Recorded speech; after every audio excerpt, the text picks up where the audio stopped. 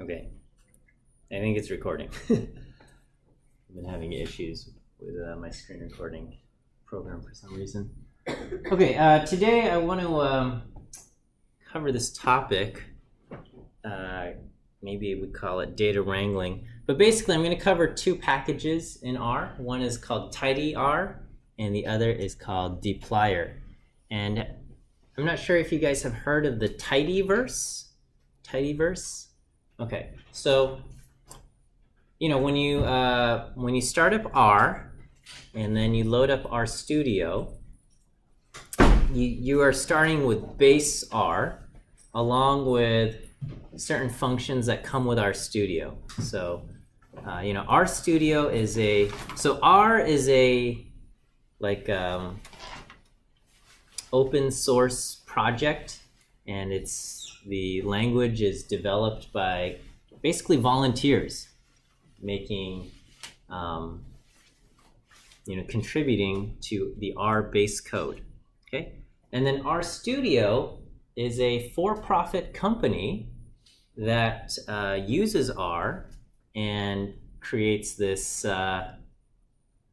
basically user interface that gives us nice windows over here, the environment, and shows you your file and your help and things like that, and your text. And so RStudio is made by this company, and it's free for us to download. I think even RStudio itself is open source, but then they do, if you're using it for business, you have to buy the commercial license, which costs $1,000 a year. So, and that's for companies that need to do things in a legit fashion.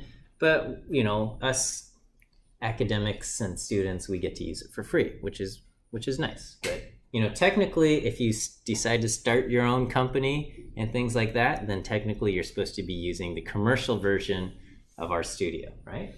Okay, so anyway, working for RStudio is a man named Hadley Wickham, and he has really written these packages and programs that have greatly contributed to R as a means for doing data science, and a means for handling data and manipulating the data and cleaning the data and all of that. And he has kind of named all of the different packages as the tidyverse, okay? And so two of the kind of important packages in I'm not Garrett. I'm just using this man's slides. Garrett Grolmund, I think he also works for RStudio, and he ran this webinar, and it was really good, okay? And as I was preparing lectures for this, I was like, I can't make this any better than what he's done, so I'm just using it. So hello, my name is Miles, not Garrett, and we're gonna look at these two packages, tidyr and dplyr, okay? And these are, I think, central to the tidyverse in allowing us to kind of structure and restructure our data in tidy format and clean up or get summaries out of dplyr. Technically, all of the stuff here could be done in base R, maybe, but it's very tedious and very tough, and it's not fun, okay? And so these packages just really make our life easier, and it's definitely worth covering, okay? This slide is outdated. They've updated the things, okay? We're used to data frames, okay? Data frame is what R uses to store information of different types in a rectangle, okay?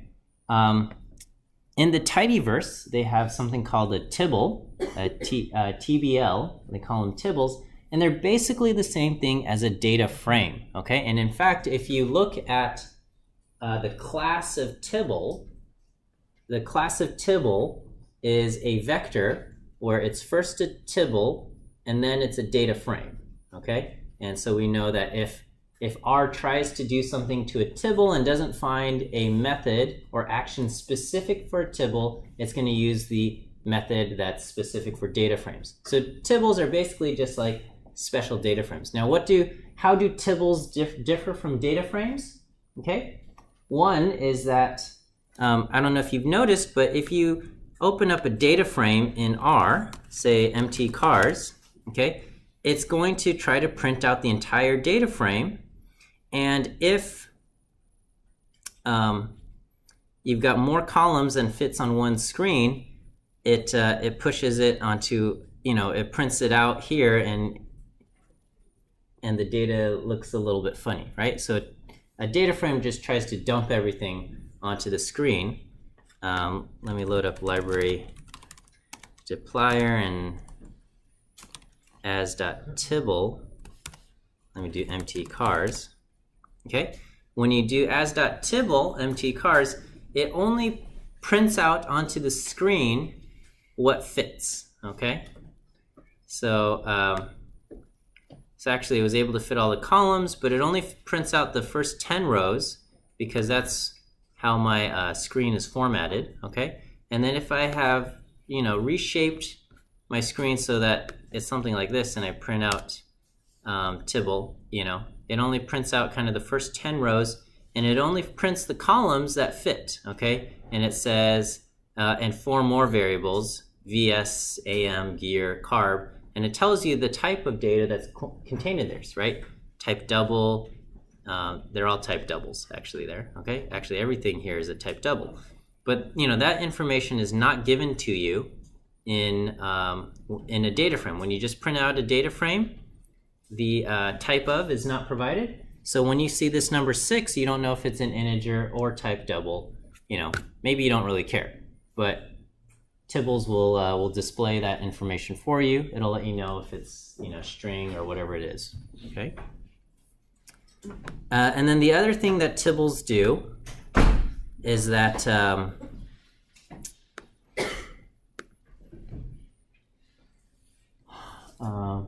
what am I saying? The other thing that Tibbles do is that it does strings as factors is false, is the default method. So when you create a data frame, and you have a column of character data, the default behavior of data frames is to turn those into factors, which are stored as integer variables inside the computer and things like that. And Tibbles leave them as string character columns, okay? So they're basically data frames, but they just do a few nice things. That basically Hadley Wickham found certain behaviors of data frame annoying, like printing everything on the screen. And so he said, this is annoying, I'm going to write some code to fix this, and he came up with the Tibble, okay? And so the Tibble is part of the tidyverse. Okay, if you're using RStudio, you have capital V view to show the contents of the data frame onto on the screen, and it shows up almost in the upper left-hand corner as if it were a, so if I type in capital V view empty cars, it looks almost like you're in Microsoft Excel here, and they show up here.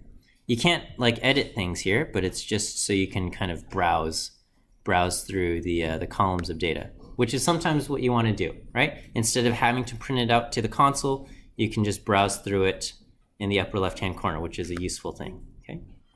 We also have part of the tidyverse. We have something called the pipe operator, okay? And I don't know if you're familiar with pipes from Unix or things like that, but basically what a pipe does is it takes the output of one function and it pipes it into as an argument of the following function, okay? So in math, we often do kind of chains of operations, right? We'll say take a number, add 5 to it, multiply it by 9, subtract 45, I don't know, whatever, and then do something, and then you're think of an animal. Think of a animal that starts with that letter or whatever. Okay.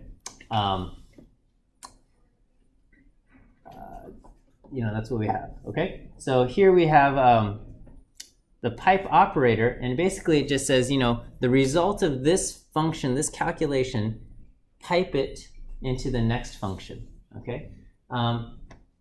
Normally in R, if you want to do something like this, you would nest functions inside of each other.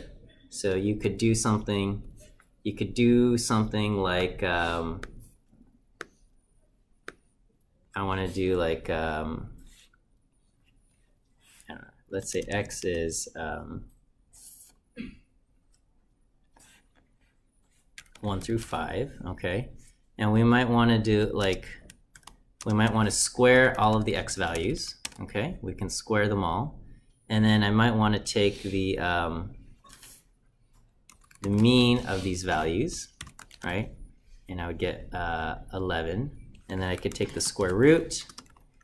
And basically I have to nest everything inside each other, okay?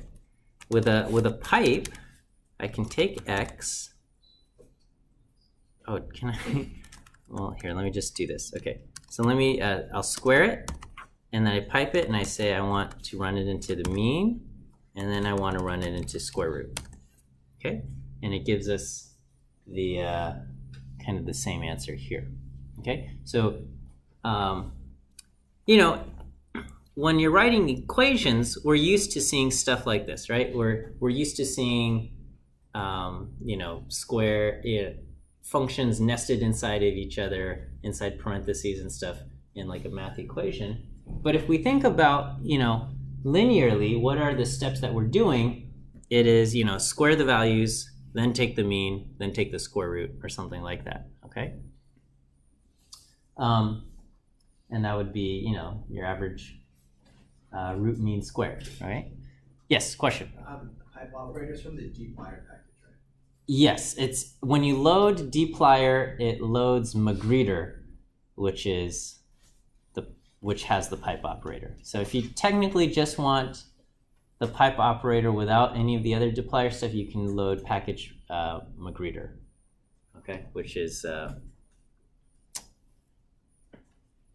it's from the art. That's very specific. Right, Magritte. This is not a pipe. You guys have seen this? The treachery of images. So this is, okay, I clicked it on accident. Okay, so this says this is not a pipe, right? And because it's a picture of a pipe, so it's a picture. It's not an actual pipe. So anyway, because there's a pipe here, it's package magrittr, okay? Magritte R, what is it? R package magrittr. Here, this is it, okay? To be pronounced with, okay, yeah, this is not a pipe, okay? So that's programmer humor there, okay. So anyway, we've got the pipe operator, and we're going to use this quite a bit with dplyr. It just makes our operations easier because you see a linear sequence of things rather than functions nested in each other. Okay, when you have functions nested in each other, you have to tell your brain start at the innermost thing and then work outwards. Okay, which is okay. We get used to it, but we're accustomed in general from reading from left to right, and so the pipe operators allow us to read our functions left to right rather than starting innermost and moving outward. Okay. All right, data wrangling, is it 50 to 80% of your time? I don't know. I guess it depends where you're getting your data. If you're getting your data from a SQL database, you probably don't have too much of this to worry about. But if you're getting it from messier sources, sure, we can do this. All right. Anyway, Garrett says we've got 2 goals: to make it useful for our piece of software, which is R, and reveal information, which that's definitely what we want to do. Okay, and it says R prefers just one format of data, which is tidy format. Okay, and so the data sets that we will use, these are toy data sets that can be found in this package EDAWR. But you have to install the package. It's not like an official package that's on the CRAN repository. You have to kind of load it off of GitHub. And I think EDA is like Expert Data Analysis with R. I don't know about expert, but it's definitely more than beginner level. So anyway, these are just toy data sets that we're going to mess around with. And so if you want to follow along on your computer, you can type this stuff in. You don't have to, we can just look at this stuff. Okay. These are our data sets. We've got the storms data set, the cases data set, and the pollution data set. Okay? And if we look at the storms, the variables that appear in storms are the name of the storm, its wind speed, the air pressure, and the date. Each variable is stored in its own column. Okay? That's kind of what we like to see. If we look at the cases table, this is like tuberculosis cases. How many people in France had tuberculosis in 2011? There were 7,000. How many people in France had tuberculosis in 2012? There were 6,900 cases and things like that. If we think about what are the variables that appear here, we've got the country, and then the year, and the data pieces are stored as counts here, okay? And so there's 3 variables, the country, the year, and the count, but they are not arranged in columns. They are arranged in this, different format, okay? It makes sense. Like, we're able to look at this and understand what the data is, what this table is presenting, but the variables are not in columns. They are arranged this way, okay? All right, and over here we have pollution information on 3 cities, New York, London, Beijing. We're looking at particle size, either large particles or small particles, and the amount of pollution, 23, 22, 121, or things like that, okay? Small particles, we had 14, 16, and 56. So if we think about what are the variables that appear here, okay, it could be city, particle size, and amount. It could also be thought of as, okay, we've got city, and then we've got large particles, and then we have small particles. Okay, so we could think of the variables this way. How many large particles appeared in New York? How many small particles appeared in New York? How many large particles appeared in London? And how many small particles appeared in London? Things like that. Okay, and the purpose of the package tidyr is to get information that's presented in either this form or this form into tidy form, okay? Tidy form is the kind of the form that Hadley-Wickham calls, where each column is a variable. Each variable has its own column, and each row is an observational unit, okay?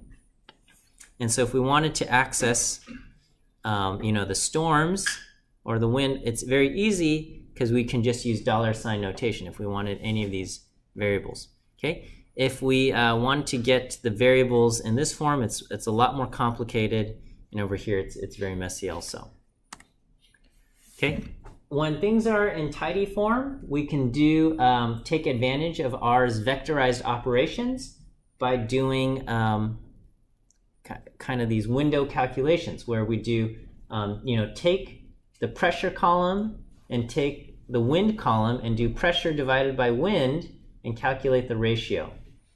And I'm not sure where these numbers are coming from because these numbers don't match these numbers over here. But you would do 1,007 divided by 110 and you would get some kind of number. You would do 1,009 divided by 45 and you'd get a different number and things like that. But it does them row-wise, row by row, and you calculate them as such. Okay, so which makes sense, right? Calculate the ratio for Storm Alberto, and that would be the calculation we want. We just want to do element-wise operations.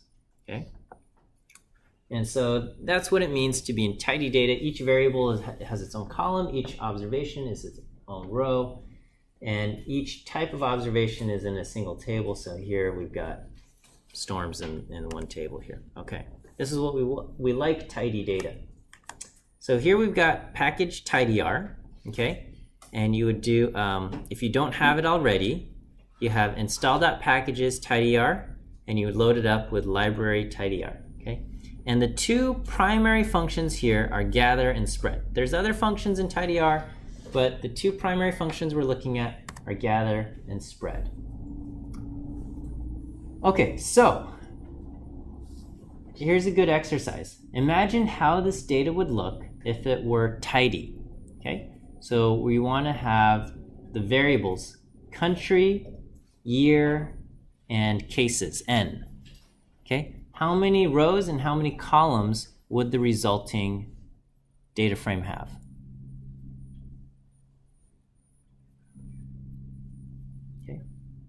All right, well, let's start off easy. How many columns will it have? 3, country, year, and n, right? Each variable gets its own column. So right here, we know there's 3 variables. We're going to have 3 columns, okay? How many rows will we have?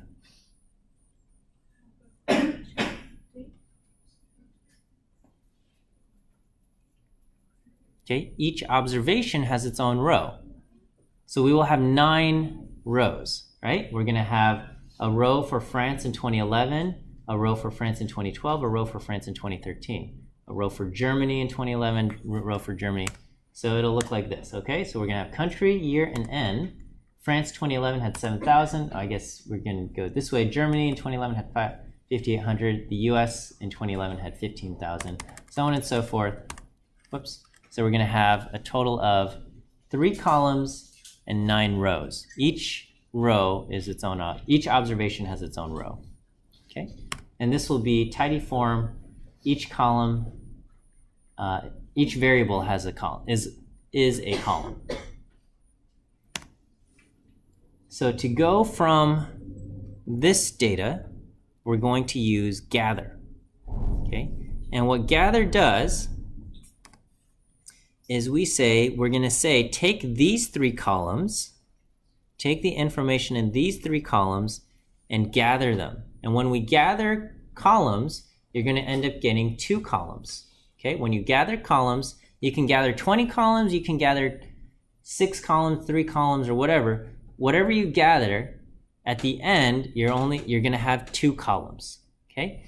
One column will be made up of what used to be the column headings. 2011, 2012, 2013. That appears in one column, which we've called year, okay? And then all of the other information, all of these numbers get gathered into the other column, okay? So the former column names become the column called key, which we're going to call year, and then all of the numbers here get formed into the column called the value, which we're going to call n. Okay, so in this case, the command is gather. We give it the table that we are applying the gather function to, which is the cases table.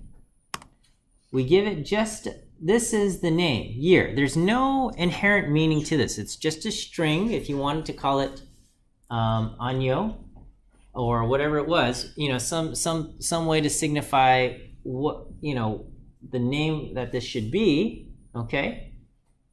You just put that there. So, I mean, it makes sense to call it year. Okay, but you can call this n, it's just the name, okay? So you end up getting 2 columns, right? Whenever you gather, you're going to get 2 columns at the end, and so you just provide it what you want to name those 2 columns. Here we're going to call them year and n, and then we tell tidyr which columns are being gathered, and so we are gathering columns 2 through 4. And so this is what we get. All right. Here, let me just kind of demo this. So that we're going to do library EDAWR. Okay, let's look at the cases table. And okay, we'll load up library tidyr. And so I'm going to do gather. We're going to take the cases table. And then, you know, again, if I wanted to like be silly and write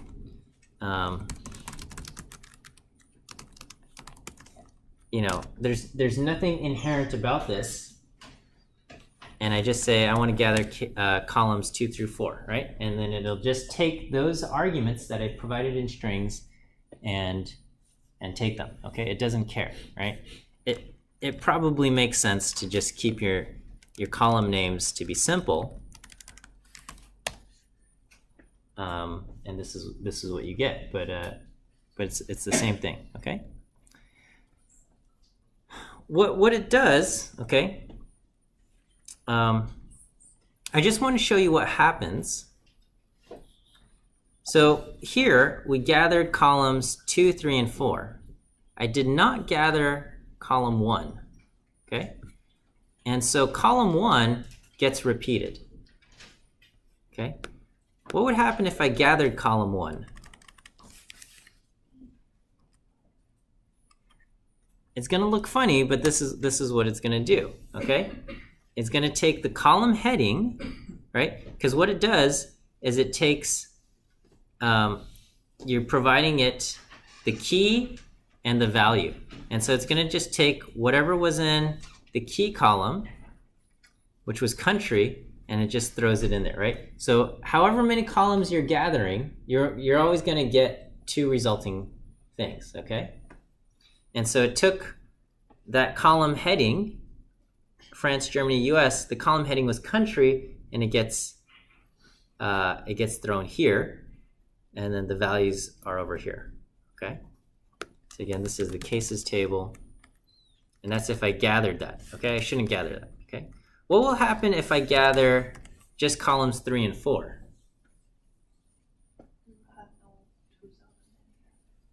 Okay. So here, let's just take a look at the cases table. So here I'm going to just gather columns 3 and 4, so which is gathering columns 2012 and 2013. Okay. How many rows will the resulting table have? It'll have 6, right? And so what happens to column 2011? It just gets repeated. Okay. So country 2011, country gets repeated. 2011 was not gathered, so it gets repeated. And year and N get gathered. And we have 6 resulting rows. Does that kind of make sense? Okay, so here we have cases. It makes more sense if we have something like this, right? So if I do cases $,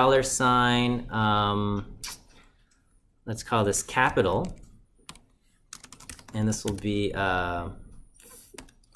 Paris, Berlin, Washington. Okay, so let's look at the cases table now. So I've got cases, you know, country 2011, 2012, 2013, and we can do gather cases, and we still want to gather just columns 2 through 4. Okay, then this makes sense, right? Country, capital, get country and capital, those columns which were not gathered get repeated, and then the values that were in columns 2011, 2012, and 2013 get gathered together into 2 columns where the column headings 2011, 2012, and 2013 appear in the key column, and then the values appear in the value column.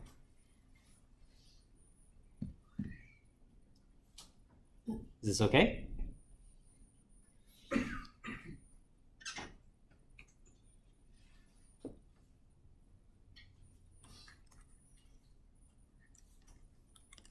And let me just show you again. So if I call this, I could just be like variable and the datum. Okay, and so here we're just gathering, you know, Francis Cap, you know, things like that. Okay, so if I decide to gather the capital. Okay, does that make sense for how tidyr, the gather function, is working? Okay, questions on this? All right, let's take a look at what we would do here, okay? So how would this data set look, okay? So if we reshape this one, we want to end up with 3 variables: city, large particles, and small particles, okay? So how many columns will we end up having? Okay, we're going to have 3 variables, we're going to have 3 columns, okay? How many rows will we end up having?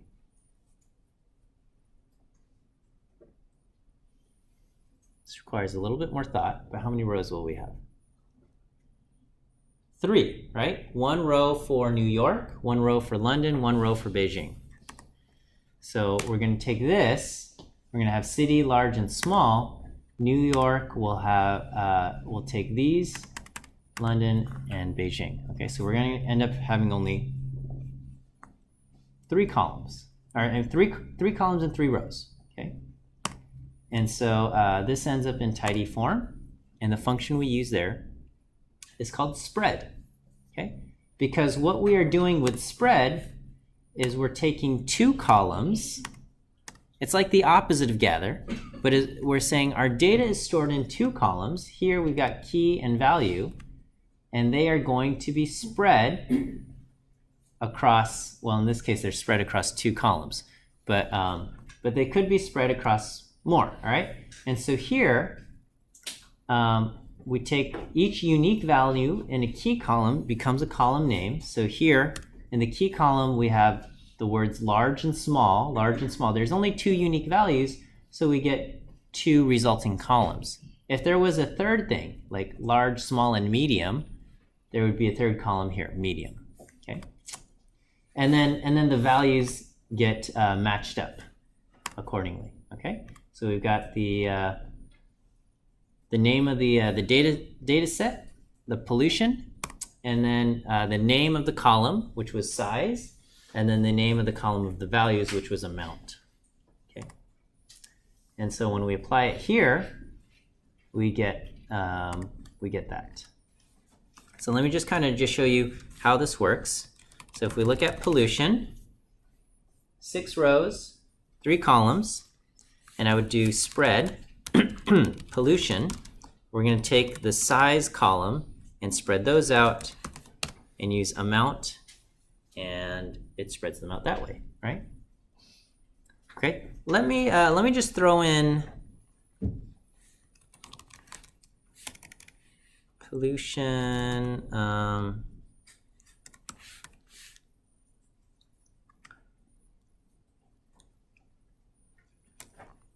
Let me do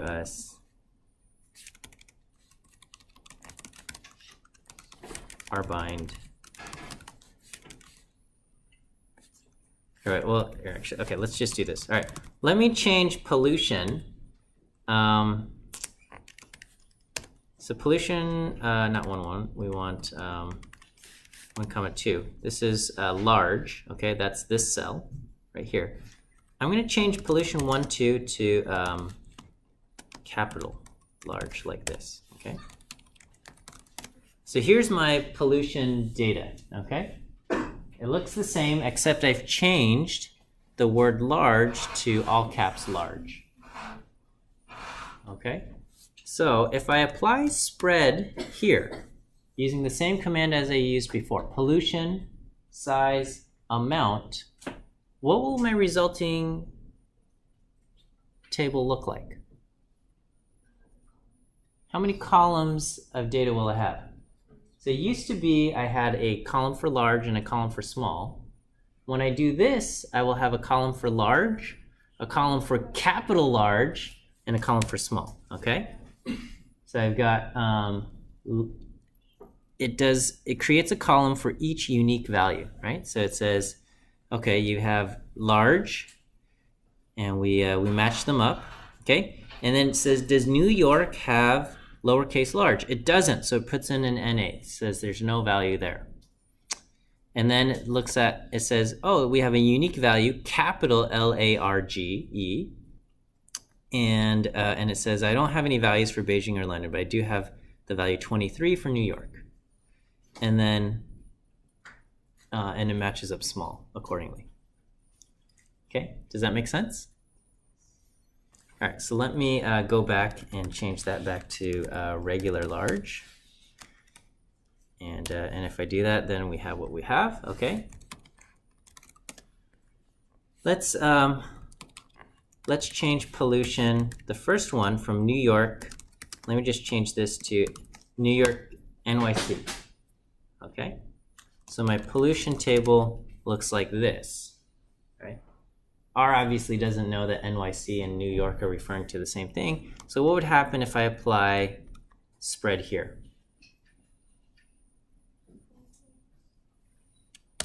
Okay, I have the same columns, large and small, because there's only 2 unique values in the key column, which was size, but I'm gonna have a 4th row, right? I've got a column for Beijing, a row for Beijing, a big row for London, and they each have values. I have a row for the word New York, which has nothing for large particles and 14 for small particles. And then I have a row for NYC, which has 23 for large particles and nothing or missing values for small particles. Okay, and so this is how spread works. It kind of looks and tries to see, if it can, looks at the unique values in the key column, it spreads those out. So each unique value gets its own column, and then it matches up the rows and the values accordingly. All right, is this okay?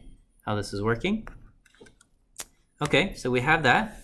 And basically, spread and gather are inverse operations. Spread takes 2 columns. It looks at the key column and it spreads those out across column names and spreads out the values into the values. Gather looks at the column names and gathers them into one column, the key column. And it takes the values and it matches those up accordingly. Okay, so they're kind of inverse operations for each other. Okay. If you have text, you can do unite and separate. I'm going to kind of skip over this. This isn't that interesting. You could also use regular expressions and do all of this. Okay, so we'll do that.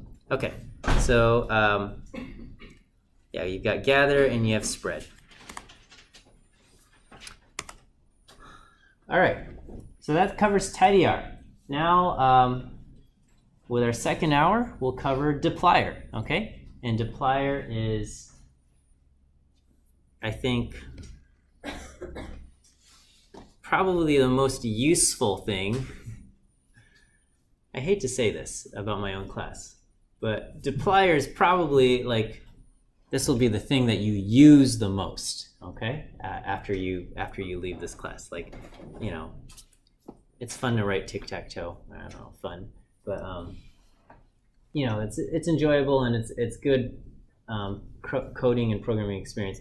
But as far as analyzing and interpreting data, I think dplyr is probably the most useful set of functions and to learn. Okay, have you guys participated in DataFest? You guys know what that is? Okay, all right. Okay, so anyway, we have the stats department sponsors this annual event where we get some kind of a company to give us a big data set, and we have some kind of hackathon competition that lasts over a weekend, and everybody tries to interpret or extract information out of the data set. Okay, and I think dplyr is one of the best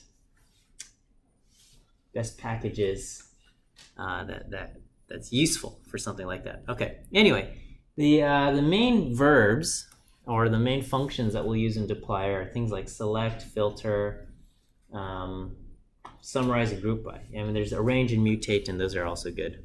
But probably select, filter, group by, summarize. Those are going to be your biggest ones. Okay, we'll look at this data set from NYC Flights 13. Okay, so this is, I guess in 2013, we got a whole bunch of information on flights.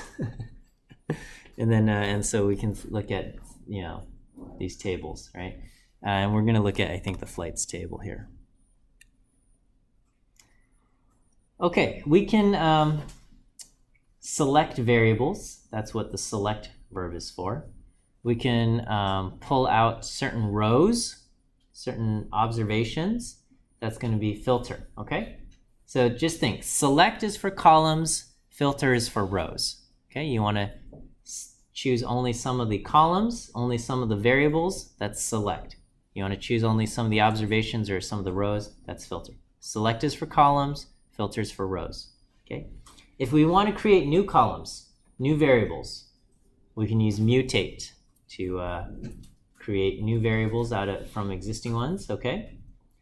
And then summarize, it says change the unit of analysis. That's a little bit more high level than what I want. Summarize is exactly what it does. It summarizes the data, okay? And we spell it with an S because Hadley Wickham is from New Zealand, and so he spells it with an S. Right? In the United States, we spell it with a Z.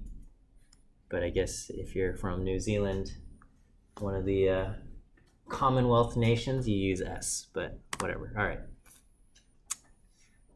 All right, so here we've got, so this dplyr assumes your data is in tidy form, okay? Don't try to use dplyr if your data is not in tidy form. Okay, if your data is not in tidy form, you're gonna run into problems. So assuming your data is in tidy form, meaning each variable is a column, each row is an observation, then use use dplyr. Okay, so you want to just select a few columns. Here you want to select columns storm and pressure. You say select from storms, storm and pressure. That's very straightforward. It's not that interesting, okay? You can say I want to select from storms everything but the storm name, okay? And you get that, wind, pressure, and date. No problem, right? An interesting thing or a nice feature of dplyr is that you can use the colon notation for column names, okay? So before, if you wanted to say, I want to select the second through fourth column, you can do 2:4, and you can say that, and that will select columns 2, 3, and 4, okay? But you wouldn't be able to say, I want to select columns wind through date.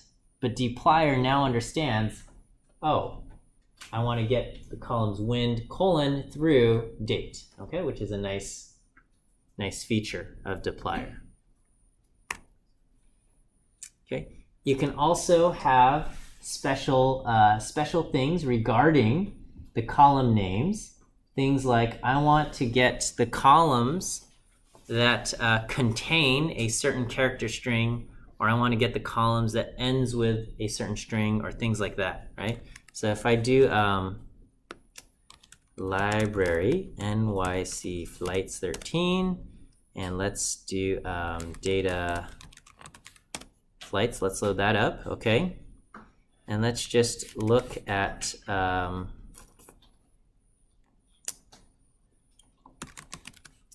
head of flights. Okay, so this is, it says it's a Tibble, okay? Let's just get the names of flights. So these are the column names. We have names like year, month, day, departure time, scheduled departure time, departure delay, arrival time, scheduled arrival time, arrival delay, things like this, right? So I could do something like, do I have dplyr loaded? Library dplyr, let's get that loaded. Okay, so we're gonna load up library dplyr, and we're gonna say select from flights, and we'll say contains dep, okay? And so now it's drawn the columns departure time, scheduled departure time, and departure delay, okay? Or you can say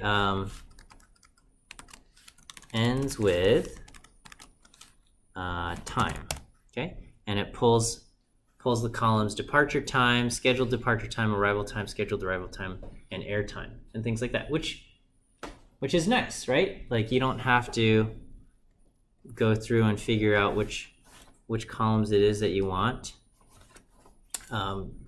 You can use these kind of examples here, okay? It's good. All right, filter. Filter will help you select just some of the rows. So here we've got filter. Filter, so we only get the rows where wind is greater than or equal to 50. Or if you use a comma, you can give it multiple conditions. And this is basically an and. So filter, return only the rows where wind speed is greater than 50 and the name of the storm is one of these, is in the vector Alberto, Alex, or Allison. So looking only at these ones, give me the ones that where wind speed is greater than or equal to 50. Okay, so commas with multiple conditions are basically just and statements, okay? You can have all these logical things in there, you know. I want the wind speed greater than 50. You can also have not equal to, any of this stuff is in a group, okay? And you can have additional base logic Boolean vector stuff, okay? Let me just kind of show you some of the things here. So again, if let's just take a view of flights. Okay, so we've got year, month, day, departure time, scheduled departure time, departure delay, and things like that. I can do something like, and it says 336,766 rows, right? So I could just do filter, and let's see if filter where arrival delay, I'm sorry, I have to do filter flights where arrival delay is greater than 0, okay? And this will tell us that all of these flights were delayed by more than 0 minutes, okay? And I can say if arrival delay, maybe we only want to know which ones were more than 10 minutes late, okay? 91,000 out of however many, okay? Stuff like that, right? And you can say arrival delay where month is equal to 1, oops. Okay, this is for the month of January, stuff like that. And it'll tell you basically, 7,253 rows returned, okay? And the nice thing, again, with Tibbles is that it doesn't print out the whole thing. It just tells us what we have, okay? Again, we can, with the pipes, we can do pipe. We can say flights, and we can just select a few of the columns. We can get, we can select arrival delay, but maybe we also want to get carrier and flight and I don't know, year, we'll just do month. Okay, so I can do this. If I do select like this, I get these 4 columns, and from here I can then pipe this into filter. Okay, and I can say, you know what, filter only where arrival delay was greater than 10, okay?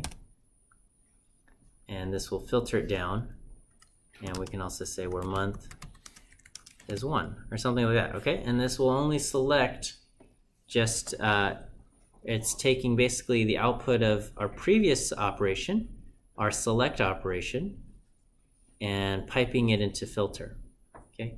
The shortcut to get the pipe, instead of having to do % greater than %, is on the on your keyboard you can hit Control Shift M or Command Shift M, okay? M, I guess, for Magritter. Okay, mutate allows you to derive new columns. Okay, so this is not all that interesting, but if you wanted to create a ratio column, you can. You just say, take the storms table, and we're going to create a new column called ratio, which is found by doing pressure divided by wind. Okay. A nice thing is that when you create a new column, you can use that column immediately without like having to create an intermediate table. So you can say, I want to create ratio, which is found by doing pressure divided by wind, and then I want to find the inverse ratio by taking ratio to the -1. Before, if you wanted to do something like this, you first had to create a column with ratio, and then you could then reference that column ratio to create the inverse column. Okay, but Applier is smart enough to say, oh, you've created this column, and I can use that column immediately. Okay, without having to take another turn. Mutate functions, you have other ones. So you have things like, so again, with mutate, every row would need to have a value in the new column. Okay, so functions like the mean, you cannot use the function mean in mutate. Why? What would happen if you use the function mean in mutate? Because what the mean function does is it takes a bunch of values, like 10 values or 100 values or whatever, it takes a bunch of values and it returns 1. Okay? That's not going to work for mutate, because with mutate you get a new column and every row has a value. Okay? Every row has a value. So you can't use these summary functions where you're taking multiple values and boiling it down to 1. You can use what we call window functions, where the column, it takes a vector of values and returns a vector of values. So for example, you have cumulative sum. Okay, so not sum. Sum takes a bunch of values and returns 1. You add them all up, right? You take sum of 1 through 10, you add them all up, and you get 55. That's not what we want. We can do cumulative sum, which will take a vector of values and return a vector of values, which will say, here, 1 is 1. When you add 2, you get 3. When you add 3, you get 6. When you add 4, you get 10. So it's going to take a vector of values and return a vector of values, okay? You have to use something like that for mutate, okay? So just your normal element-wise division, that works, because you're taking a vector of pressure values and a vector of wind values, and you're returning it a vector of ratio values. That's fine, okay?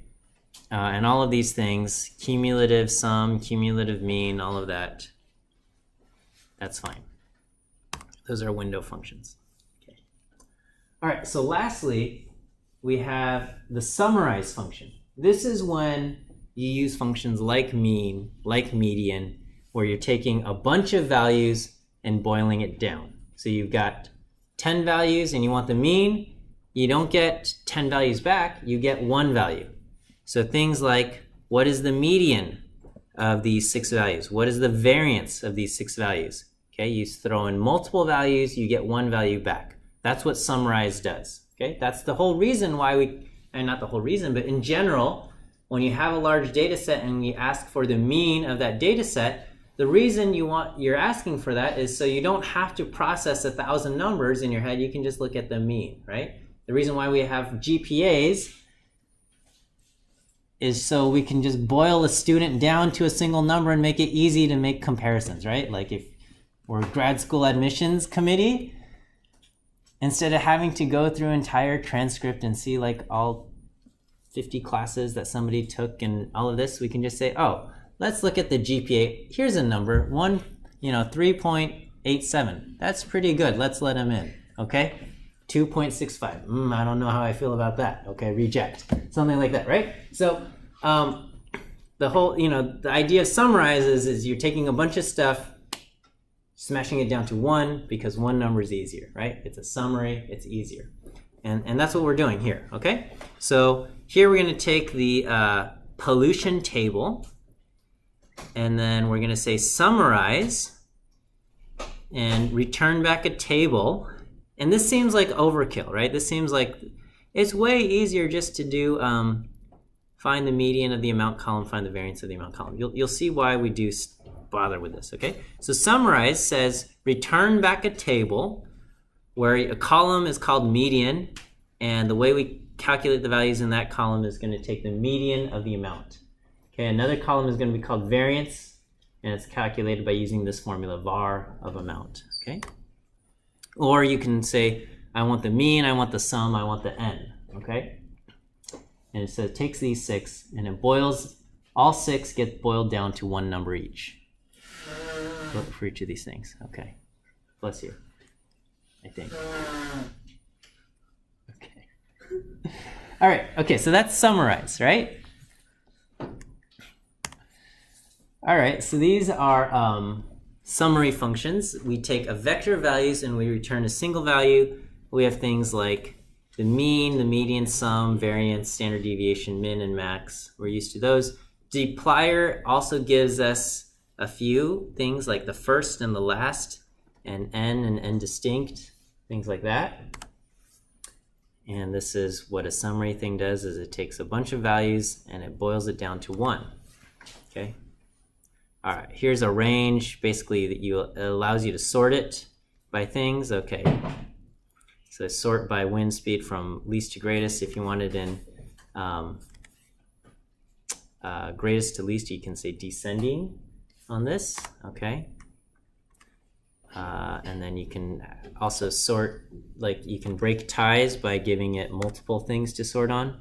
So sort by wind and then sort by date if there's a tie on wind. So you can do that. Okay, and then here's the pipe operator, which I think we already talked about. So here it says select storms from storm pressure, and then you do take storms, pipe it into select storm pressure. And then, all right, so let's skip all of this. Using the pipe with the mutate thing. All right. So, well, anyway, I think it's easy to follow this, right? We're going to take the storms thing. We're going to pipe it into mutate, which is going to create a column kernel ratio. And then we're going to pipe that into select, where we're only going to select the storm name and the ratio. So we pipe it, and we get this. Okay, we only get storm and the ratio. Shortcut to type this is Control or Command-Shift-M. Okay, so now we're going to use group by and summarize. So when we did summarize, and we said I want the mean and the sum and the number of the amount column, we did this, right? So the mean of all 6 of these values is 42, and the sum of all 6 of these values is 252, okay? What we can do is we can say, you know what, I don't want to summarize for all 6 at the same time. I want to summarize New York, London, and Beijing separately, okay? So I could say, calculate the mean of these 2 values, the sum of these 2 values, and tell me how many values you had. So the mean of these 2 values is 18.5, the sum of these 2 values is 37, and we had 2 values here. Let's do it for London. The mean of these 2 values is 19, the sum is 38, and the number is 2. The mean of these 2 values is 88.5, the sum is 177, and the number is 2, okay? How do we accomplish something like this? This is accomplished by using the function group by, and this is really where I think the power of Dplyr is made known, okay? Because this, doing something like this, taking a table of 6 values and then separating them out by city and then applying some summary functions to that and then tying them back used to be a pain in the butt. Okay, it used to be very challenging to do. Okay, we have apply functions and we have lapply and sapply and tapply and stuff like that. But it was not easy to say, take this variable and use that to split and then apply these summary functions and then merge everything back together. Okay, this was known as split, apply, merge. And dplyr simplify that process using the group by and summarize commands. Okay, and this really made our life easier. Okay, if you want to challenge yourself, see if you can accomplish this without using dplyr, and you will probably become frustrated. Okay, it was possible, but it wasn't easy. So we're going to take the pollution table, and we're going to pipe it, or we're going to run the group by function on it. Okay? When we run group by on pollution, what we get back doesn't look very different. So here's pollution. And then if I do pollution group by city, oh wait, I need to fix pollution 1-1. I want that back to New York. Okay, so here's pollution. And we want to group by city, okay? And when I do this and I ask, what did it do back? It looks like exactly the same, right? It doesn't look very different, right? So this was, up here is the pollution table, and right here is the pollution after I've done group by. And has anything changed? It says a Tibble 6x3, but then it contains this. It says groups, city, 3, okay? It says I have identified 3 groups for the column city, okay? And that's the only thing. It's kind of like this secret information, not secret, but just this information that R really hasn't acted upon yet, but says, okay, I have now identified that there is city information. So now that I have city information, I can then apply summarize to it, okay? And the way we're going to do this is we're going to say, take pollution, group it by city, and now we're going to run summarize. And what we want is we want to create a column called mean. And I mean, it doesn't, the names don't matter. We can just do mean of amount, okay? And we can do n is going to be n, and I don't know, what else do we want? We'll do SD is standard deviation of amount, okay? And so now, because it recognized 3 groups, our resulting summary table has 3 rows. 1 for Beijing, 1 for London, and 1 for New York. And it gives me the mean, the n, and the standard deviation of these things. Okay? Whereas if I did the same thing, okay, but I did not apply group by, and if I just said, take pollution and run this summarize function. Okay, so I'm going to take pollution without the groups. So pollution without having run the group by function and asking it to summarize, giving me the mean of amount, n, and standard deviation of amount. It only gives me back 1 row, okay? Because that's what these functions do. It takes a bunch of values and returns back 1 thing, okay? And so that's what we have done. By grouping it, we've created these 3 almost like separate tables, a table for like a group for New York, a group for London, and a group for Beijing. We apply the summaries, and then we merge them back together. So this is split, apply, merge, okay? We could, if we chose instead to group by size rather than city, okay? So if we group by city, we will have three groups, and our resulting table will have 3 rows.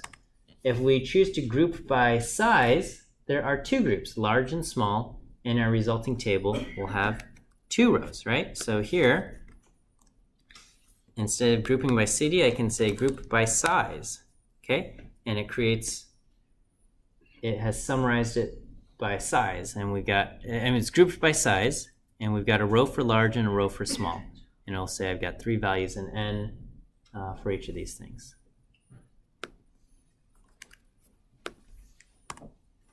Okay.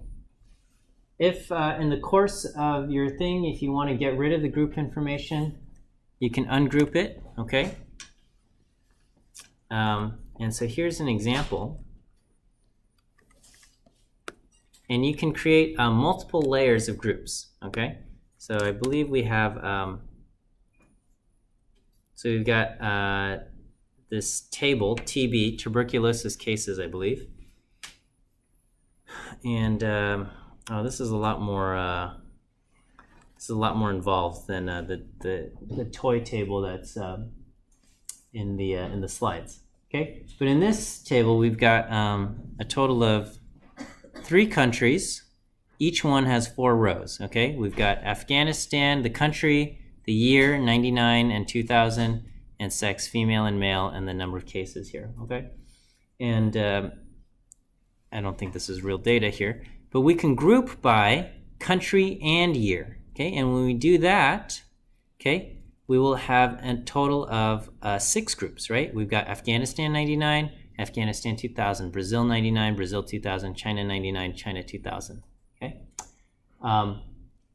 and so when we say summarize, give me the number of cases, it's going to do Afghanistan 99, there were 2 cases. You know, Brazil 99, there were 4 cases total. Okay, and things like that. We could then take this table and pipe that into another summarize command using the same one, right? Take this and summarize the number of cases as the sum of the cases, okay? And then it will say, okay, it's going to look at just the top level grouping, which is going to be grouping by country, and it will say Afghanistan 4, Brazil 8, and China 12. All right.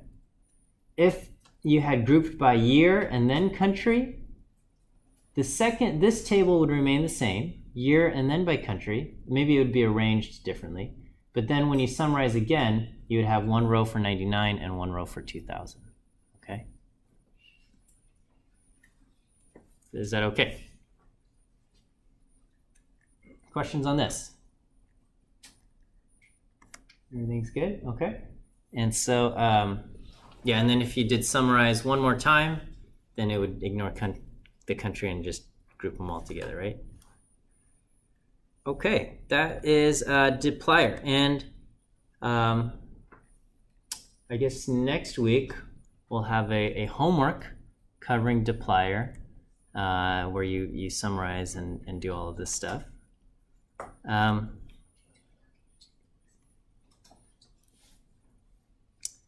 That's the core of what I want to cover. There's a few more slides here on joining data, which have any of you guys used SQL and done like left joins and right joins and inner joins? Okay, like a few of you have. Okay, Applier basically has incorporated that. If you have different tables and you want to join the data in those tables, okay? And so Applier includes that, okay? And so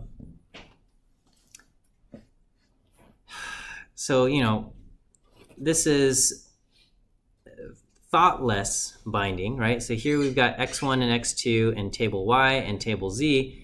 And if we say, I just want to bind them by columns, this is kind of like C binding, except it's Applier's version. It just glues them together. It doesn't try to match up rows or anything like that. It just goes A gets matched, first row gets matched with first row, and so on and so forth. It doesn't try to say, let's match up the B's and the C's or things like that, okay?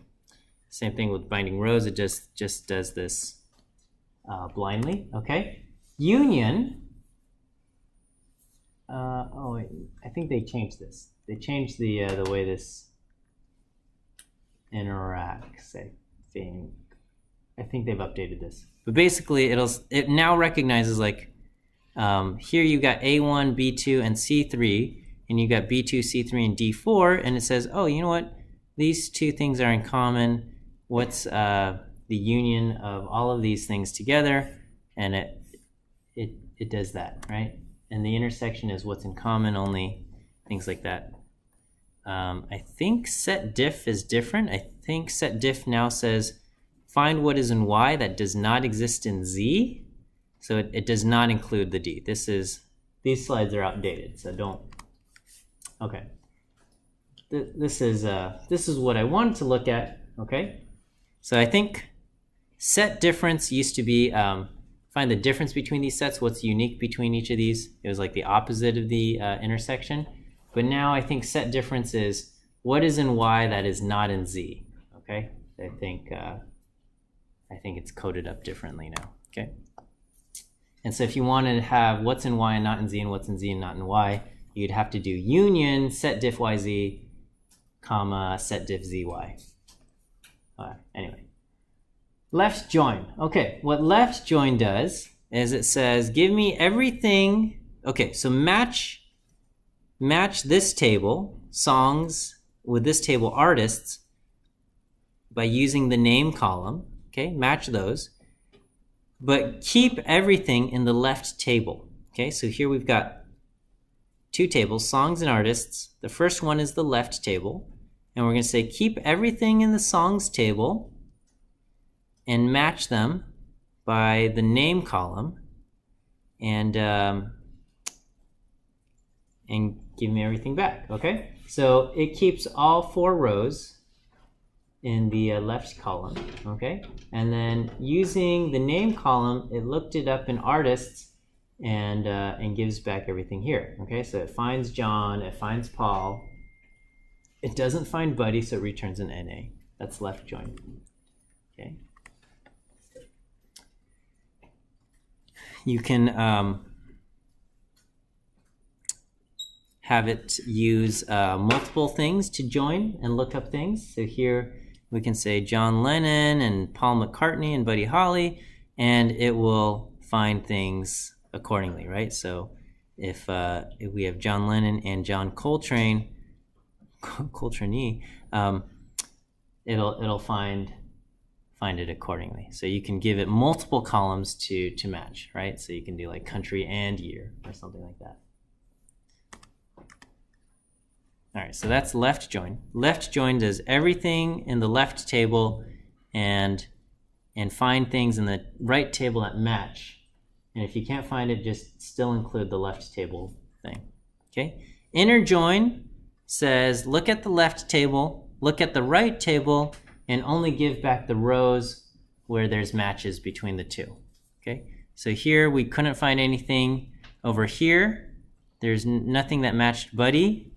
And so that row is dropped, okay? And then we never found anything for George or Ringo, and so they don't appear here either. Okay? The semi-join is even more restrictive. With the inner join, you got the columns that were together, and then so now I think you only get the columns that you've told it to join on, okay? Anti-join are things that didn't work out. Okay. All right. That's pretty much it. It says how to learn more. This is like an advertisement now for Data Camp and Garrett Grolman's books, which are good. But we've got, there's lots of good resources out there as well. You can look up just Applier tutorials, Applier vignettes, and things of that nature. I guess I can just release homework 3 sometime this weekend, and you can start looking at it, when you finish your tic-tac-toe assignment early and stuff like that, right? But I just want to kind of give you a head start on stuff. Let's see. Next Thursday, so 1 week from today, we'll have a midterm exam, all right? I know, it goes so quickly, right? Summer session, we have 6 weeks total. Week 3 is time for midterms. And so,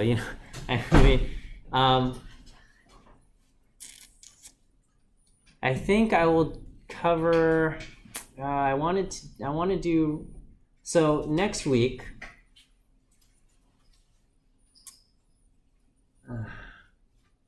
okay, so I'll just tell you, next week on Tuesday, what I'm planning to cover is web scraping with RVest and regular expressions and, some text processing and stuff. I guess it's just regular expressions. So I don't know if you guys have messed around with regular expressions, but they're really great, really powerful stuff. And then rvest is quite useful in terms of getting data in from other sources. So we'll get data in from the web and other things like that. Probably, okay, I'll go ahead and I'll say this. The stuff I cover on Tuesday, I will not put on the midterm exam, okay? So everything up through today, I mean, there's only been 4 days, right? So all the stuff that we've covered in the, our 4 lectures so far will be fair game for the midterm, which will be 1 week from today. The midterm will be handwritten, okay? You're not going to have your laptops or things like that. And the way it will work is, I'd say most of the exam will be, I write some code, probably bad code, okay? Code that is purposely a little bit weird. And then I will ask you, what will the output of this code be, right? So for example, let's say I do 1 through 4 plus 3 through 5. And I ask, what will this output be?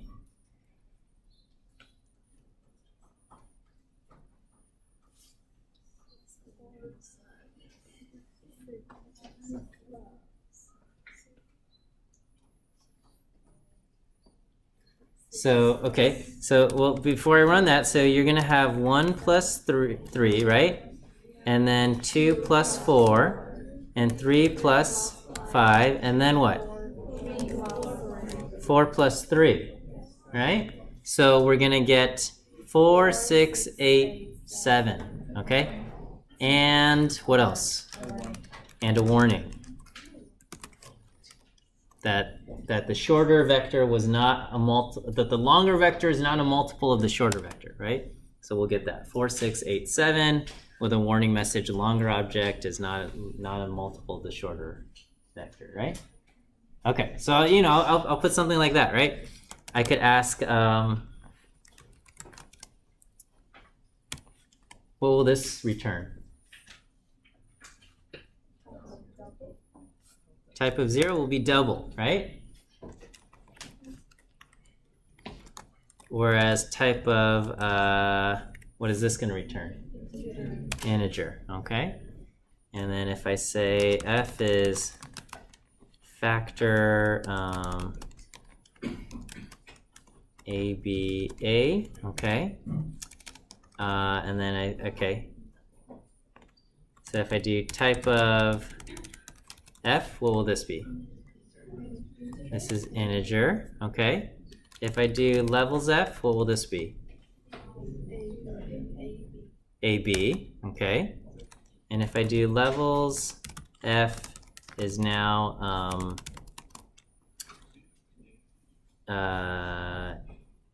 G, no, let's just do D comma C, okay? And then I print out f, what will I get? DCD, right? Oh, wait, what? Did I? Oh, I never ran that. Okay, there we go. Okay. So we get DCD, right? Okay. Yeah, and the levels and stuff like that. Okay. What else can I do? All right. Okay. So we'll do f is a function of x, and it will return x plus 5, and we'll say now let's do, it'll do return x plus y. All right, and then let's say I run f of 3, f of 4. What is this going to return? This will return an error, object y not found, right? Non-numeric argument and binary operator. I guess it's just saying we don't have any,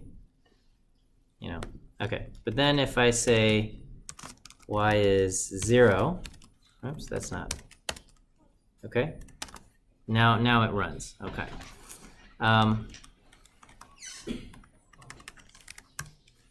What do I get if I do this? This will return 0, right? Okay, what if I have, and what if I do this now? F of y is, it's still 0, right? Okay, because when you run f of y here, you're throwing the 0 into x, and so this x will be 0, and it's going to look for y in the global environment and look for 0, and not use this one, okay? Students in the past have complained that I wrote really bad stuff and it was hard and it was nitpicky. There's truth to that. I don't think any of it was unfair, okay? I think a lot of it will test you on some of the kind of nitpicky details of R, okay? I still stand by it. I think it's a good test, okay? If you ever go for a job, okay, where you're going to be doing coding, right, and they have a technical interview, okay, they don't give you easy questions. I mean, they might, I guess, depending on what level job you're going for, right? But a lot of jobs, they will give you tough, nitpicky stuff, and they will ask you for these nitpicky details, and they care because it's a way for them to distinguish between someone who really knows their stuff and someone who only kind of knows their stuff, right? And what's going to distinguish the person who really knows from the person who only kind of knows are these kind of little bit more intricate, nitpicky detail stuff. I fully recognize we're only 4 sessions into a class, and then you're being tested on this in 3 weeks, and so I'll keep that in mind as well. But I think it is important for us to pay attention to the details of what R is doing under the hood. Okay, everything that R does follow its own set of rules. Okay, and maybe you feel like the set of rules that people coded are frustrating and whatnot, but that's not for me to decide. It does have a set of rules, and it does obey that set of rules as well. Okay, I guess we'll wrap up here for today. Okay, you can start reviewing your notes from weeks 1 and 2, and then good luck with the rest of homework 2, and you can expect to see homework 3 released sometime this week as well. Okay, we'll see you guys on Tuesday. Have a great weekend.